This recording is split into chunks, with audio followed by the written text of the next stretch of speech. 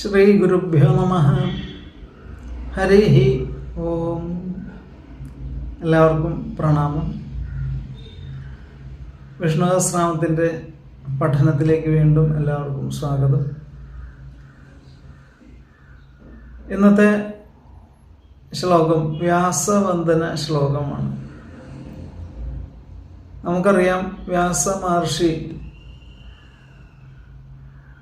അദ്ദേഹം ഒട്ടനവധി കൃതികളാണ് ഹൈന്ദവ സാഹിത്യത്തിന് സമ്മാനിച്ചിട്ടുള്ളത്.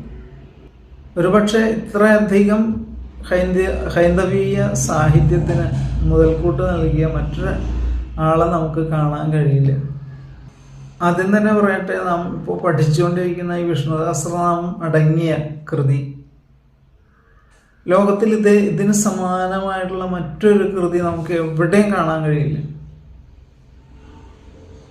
മഹത്വാച്ച ഭാരവത്വാച്ച മഹാഭാരതം ഉച്ചത്. അത്രയ്ക്ക്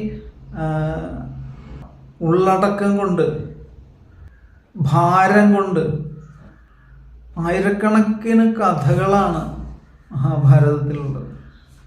വളരെയധികം വിഷയങ്ങളെക്കുറിച്ച് സമഗ്രമായിട്ടുള്ളൊരു പഠനം തന്നെയാണ് മഹാഭാരതത്തിൽ വ്യാസമഹർഷി നടത്തിയിട്ടുള്ളത്. ധർമാധർമ്മങ്ങളെക്കുറിച്ച്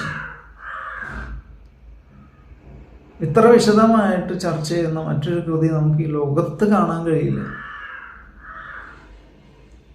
അതുപോലെ അന്ന് പഠിച്ചിരുന്ന വേദമന്ത്രങ്ങളെയൊക്കെ സമാഹരിക്കുകയും അതിനെ നാലായിട്ട് പകുത്ത് വളരെ അടുക്കും ചിട്ടയും ഒക്കെ സമ്മാനിച്ച് ഋഗ്വേദമെന്നും യജുർവേദമെന്നും സാമവേദമെന്നും അഥർവവേദമെന്നും തരംതിരിച്ച് തൻ്റെ ശിഷ്യന്മാർക്ക് ഉപദേശിച്ചു കൊടുക്കുകയുണ്ടായി.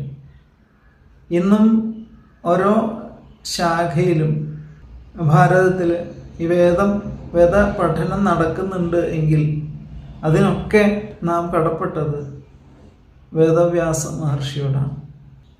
ഓരോ ദേവതകളുടെയും കഥകൾ സമാഹരിച്ച് അതാത് ദേവതകളുടെ സ്തുതികൾ, ആ ദേവതകളെ ഉപാസിച്ചാലുള്ള ഗുണങ്ങൾ, ദേവതകളെ കുറിച്ചിട്ട് 18 പുരാണങ്ങളാണ് വ്യാസമഹർഷി രചിച്ചിട്ടുള്ളത്. ഏതാണ്ട് മഹാഭാരതത്തിൻ്റെ അടുത്ത് തന്നെ നിൽക്കുന്ന സ്കന്ദപുരാണമാണ് ശ്ലോകസംഖ്യ കൊണ്ട് ഏറ്റവും മുന്നിൽ നിൽക്കുന്നത്. പ്രചാരം കൊണ്ട് ഏറ്റവും അധികം പ്രചാരം സിദ്ധിച്ച കൃതിയാണ് ഭാഗവതം, ശ്രീമദ് ഭാഗവതം. 18 ഉപപുരാണങ്ങൾ, വേദാന്തത്തിൻ്റെ അടിസ്ഥാനമായിട്ട് പറയപ്പെടുന്ന ബ്രഹ്മസൂത്രം, അങ്ങനെ പ്രൗഢ ഗംഭീരമായിട്ടുള്ള ഒട്ടനവധി കൃതികൾ വ്യാസമഹർഷി നമുക്ക് സമ്മാനിച്ചിട്ടുണ്ട്. എല്ലാ കാര്യങ്ങളും തുടങ്ങുമ്പോൾ അത് മംഗളമായിട്ട് പര്യവസാനിക്കാൻ വിദ്യ പകർന്നു തന്ന ഗുരുവിനെ സ്മരിക്കേണ്ടതായിട്ടുണ്ട്. ഗുരുക്കന്മാരെ നന്ദിപൂർവ്വം സ്മരിക്കാത്ത ആളുകൾ അവർ ശരിക്കും ജീവിക്കുന്നില്ല എന്നാണ് പറയേണ്ടി വരിക. പ്രത്യുപകാരം മറക്കുന്ന പുരുഷൻ ചത്തതിനൊക്കുമേ ജീവിച്ചിരിക്കലും എന്നൊക്കെ നമുക്കറിയാം. ഇവിടെ ഏറ്റവും ഉത്തമമായിട്ടുള്ള കൃതിയാണ് വിഷ്ണു സഹസ്രനാമം. അത് ഉപദേശിച്ച് നമുക്ക് കിട്ടിയത് വ്യാസമഹർഷി രചിച്ച മഹാഭാരതം വായിക്കുമ്പോഴാണ്. അത് ജപിക്കുന്നത് കൊണ്ടുള്ള സദ്ഫലം നമുക്ക് കിട്ടണമെങ്കിൽ തീർച്ചയായിട്ടും വ്യാസമഹർഷിയുടെ ഒരു അനുഗ്രഹം കൂടിയേ തീരും.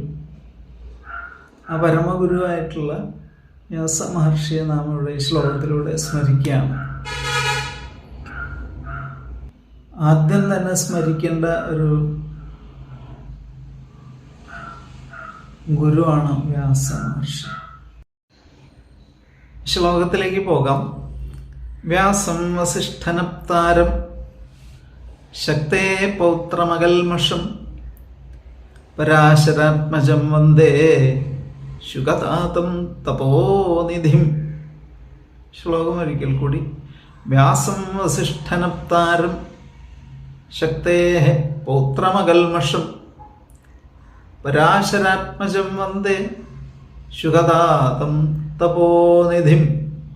വ്യാസനെ സ്മരിക്കുന്ന ശ്ലോകമാണ്. വ്യാസനെ മാത്രമല്ല, വ്യാസന്റെ പിതാവിനെ, പിതാമഹനെ, പ്രപിതാമഹനെ ഒക്കെ സ്മരിക്കുന്ന ശ്ലോകമാണ്. ആ ഗുരു പരമ്പരയെ മുഴുവൻ നമസ്കരിക്കുകയാണ്.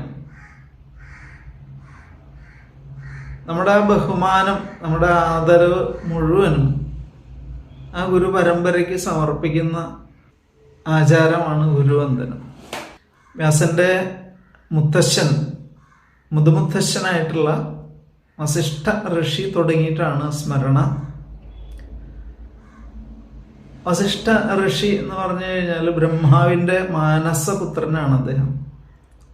സപ്തർഷികളിൽ ഒരാളാണ്, ബ്രഹ്മർഷികളിൽ ഒരാളാണ്. അപ്പം അങ്ങനെ ഒരുപാട് വൈശിഷ്ട്യമുള്ള മഹാഋഷിയാണ്, മഹാതപസ്വിയാണ് വസിഷ്ഠ മഹർഷി. വസിഷ്ഠ പത്നിയാണ് അരുന്ധതി ദേവി. അവരുടെ മൂത്ത സന്താനമാണ് ശക്തി എന്ന് പറയുന്ന ഋഷി. വ്യാസഃ വസിഷ്ഠനപ്താരഃ, വസിഷ്ഠന്റെ നപ്തനാണ്, അതായത് പ്രപൗത്രനാണ്. പുത്രന്റെ പൗത്രനെയാണ് പ്രപൗത്രൻ എന്ന് പറയുക. അപ്പോൾ ഇവിടെ വ്യാസൻ ആരാണ്? വ്യാസൻ വസിഷ്ഠ ഋഷിയുടെ പ്രപൗത്രനാണ്, അതായത് പുത്രന്റെ പൗത്രനാണ്. അച്ഛനെ പോലെ തന്നെ മഹാതപസ്വിയാണ്, ധാരാളം മന്ത്രങ്ങളുടെയൊക്കെ ദൃഷ്ടാവാണ്, ഒരുപാട് ഖ്യാതിയും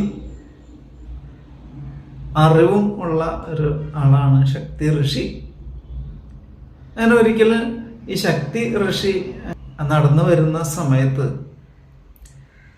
ആ രാജ്യത്തിലെ രാജാവായിരുന്നു കന്മാഷപാദൻ. അപ്പോൾ ഈ കന്മാഷപാദ രാജാവ്, അദ്ദേഹത്തിൻ്റെ ഒരു ഡ്യൂട്ടി ആണ് നായാട്ട്. അതായത് രാജാക്കന്മാരുടെ സപ്തവ്യസനങ്ങളിൽ ഒന്നാണ് അത്രേ നായാട്ട്.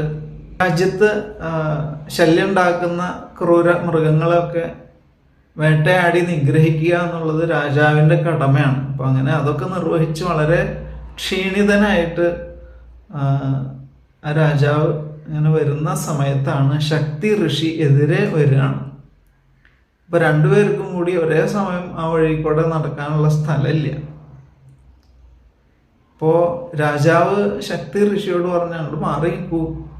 ഇത് കേട്ട് കഴിഞ്ഞപ്പോൾ ശക്തി ഋഷി, അല്ലയോ രാജാവേ, ഞാനൊരു തപസ്വിയാണ്.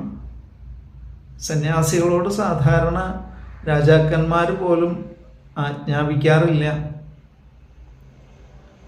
രാജാക്കന്മാർ അവരെ കുമ്പിട്ട് അവർക്ക് വഴി കൊടുത്തിട്ടാണ് സാധാരണഗതിയിൽ രാജാക്കന്മാർ പോവാറുള്ളൂ. ഇത് കേട്ടപ്പോൾ രാജാവിന് വലിയ ദേഷ്യം വന്നു. കാരണം എന്താണ്? അദ്ദേഹം നാട്ടിലെ പ്രജകൾക്ക് വേണ്ടിയിട്ടാണ് നായാടാൻ പോയിട്ട് വളരെ ക്ഷീണിതനായിട്ട് തിരിച്ചു വരികയാണ്. അപ്പൊ ഇതൊന്നും അറിയാത്ത ഈ സന്യാസീനെ എന്താ ചെയ്യേണ്ടതെന്ന് ആലോചിച്ചിട്ട് ദേഷ്യം വന്ന സമയത്ത് ഒരു വടിയെടുത്ത് ഒരടിയെ കൊടുത്തു. ഇതോട് കൂടിയിട്ട് ശക്തി മഹർഷി മഷപാത രാജാവിനെ ശപിക്കുകയാണ്. നീ മനുഷ്യമാംസം തിന്ന് ജീവിക്കുന്ന ഒരാളായി മാറട്ടെ എന്ന് ശാപം കൊടുക്കുകയാണ്. ഈ രാജാവാകട്ടെ രാക്ഷസനായിട്ട് തീർന്നു. അദ്ദേഹം ആദ്യം തന്നെ പിടിച്ചു നിന്നത് ശക്തി മഹർഷിയെ തന്നെയാണ്. അങ്ങനെ ശക്തി മഹർഷി മരിക്കുകയാണ്. മാത്രമല്ല, ഈ ശക്തി മഹർഷിയുടെ 100 പുത്രന്മാരെ കൊന്നു തിന്നു. ഇതറിഞ്ഞ വസിഷ്ഠൻ താൻ ഇനി ജീവിച്ചിരുന്നിട്ട് യാതൊരു കാര്യമില്ലല്ലോ എന്നൊക്കെ വിചാരിച്ചിട്ട് ആത്മഹത്യ ചെയ്യാനൊക്കെ പോയ കഥയൊക്കെ ഉണ്ട്. അത് മറ്റൊരു അവസരത്തിൽ പറയാം. അപ്പം ശക്തി മഹർഷിയുടെ മകനായിട്ടുള്ള പരാശര മഹർഷിയുടെ മകനാണ് വ്യാസൻ.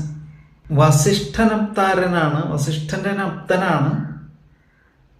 ശക്തി മഹർഷിയുടെ പൗത്രനാണ്. ശക്തേഹേ പൗത്രം, ശക്തി മഹർഷിയുടെ പേരക്കിടാവാണ് ആര്? വ്യാസൻ. മാത്രമല്ല പരാശരാത്മജനാണ്. ശക്തി മഹർഷിയുടെ മകനാണ് പരാശരൻ. അപ്പോൾ ഈ പരാശരൻ എന്ന് പറയുന്ന മഹർഷിയുടെ മകനാണ് വ്യാസൻ.